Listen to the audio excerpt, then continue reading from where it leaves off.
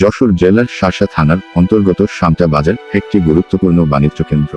প্রতিদিন এখানকার স্থানীয় কৃষক, ব্যবসায়ী ও সাধারণ জনগণ তাদের নিত্য প্রয়োজনীয় পণ্য ক্রয় বিক্রয়ের জন্য সমবেত হন।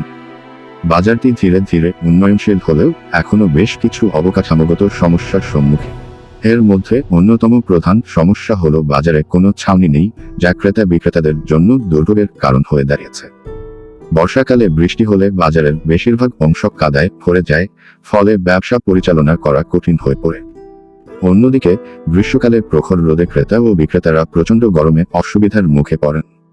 ছাউনি না থাকায় দোকানিরা তাদের পণ্য রোদ ও বৃষ্টির হাত থেকে রক্ষা করতে পারেন না, ফলে অনেক সময় পণ্য নষ্ট হয়ে যায়।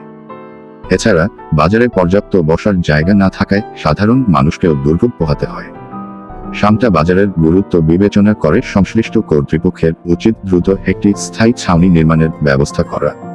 এতে ব্যবসায়ীরা তাদের কার্যক্রম নির্বিঘ্নে পরিচালনা করতে পারবেন এবং ক্রেতারাও স্বাচ্ছন্দ্যে বাজার করতে পারবেন।